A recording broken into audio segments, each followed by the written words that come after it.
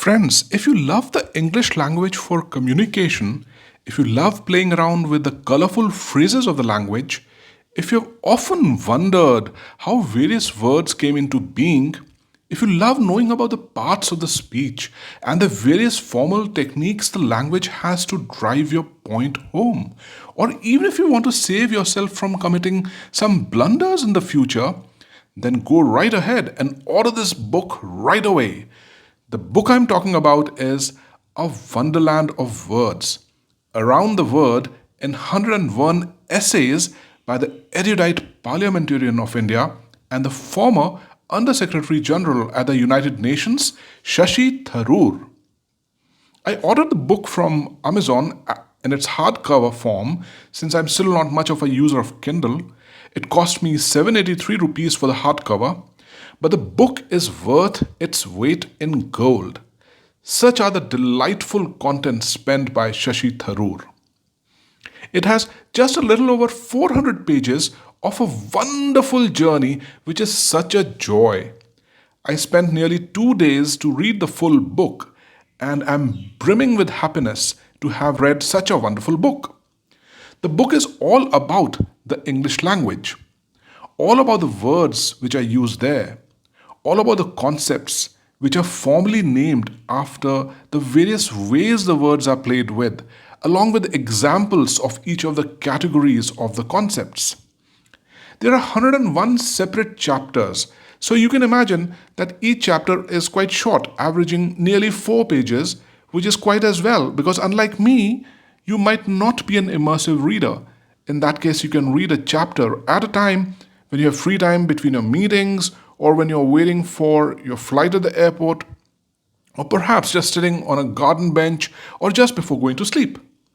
Each chapter is an introduction to a concept of English language which we were never taught back in the school, and therefore it is amusing and educational at the same time. There are various sections in the book, like how English borrowed words from various countries and other languages, the significance of punctuation with some pertinent and hilarious examples, various literary tools, and hear this: acronyms, backronyms, contronyms, alliterations, anagrams, aptograms, eponyms, homonyms, oxymorons, and more. Seems a daunting list, but the reading is a breeze, and each chapter brings a smile on your face when Shashi Tharoor explains the constructs with wonderful examples and makes you eat out of his hands. There are examples of puns, hyperboles, limericks, and palindromes, some of which are familiar and some of which you will get to know the first time. As for example, there are hilarious anagrams of the names Narendra Modi and Indira Gandhi. I won't tell you though, you got to read it yourself. The book has much more, but ends with the vocabulary of the new generation and internet, which is equally an eye opener. There's an entire chapter of Indianisms, which is the way Indians speak English. A hilarious example is, and I quote, then there's rubber as a synonym for eraser. In the US, a rubber is what you use in bed to prevent a mistake. In India, you use it in the classroom after you make one. There's a chapter on diplospeak regarding how diplomats use a language. An example given by Shashi Tharoor was from the UN, where he was the Under Secretary General for Communications and Public Information. Shashi mentions on one occasion, Pakistani President Pervez Musharraf remarked to the press that he wanted peace with India in interests of the smaller countries of the subcontinent. Said he, when elephants fight, the grass gets trampled, evidently referring to the potential damage of the smaller countries of the subcontinent.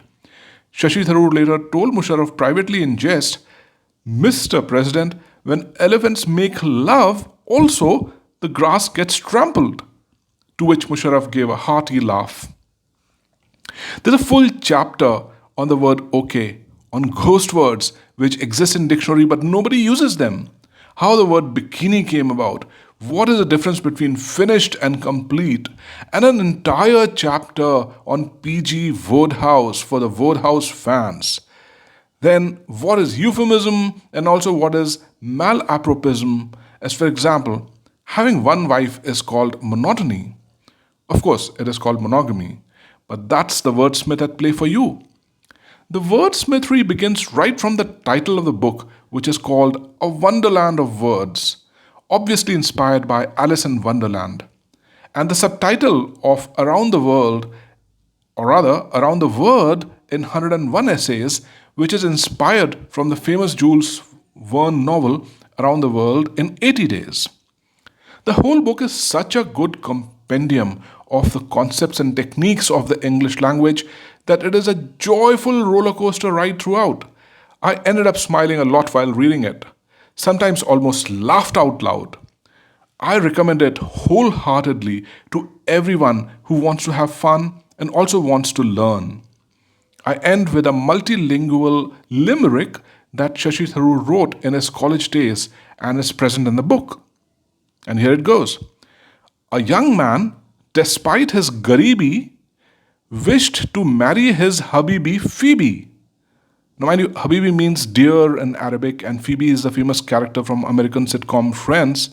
So, once again, a young man, despite his garibi, wished to marry his Habibi Phoebe, but, he said, I must see what will the Maulvi's fee be before Phoebe be Phoebe, my baby.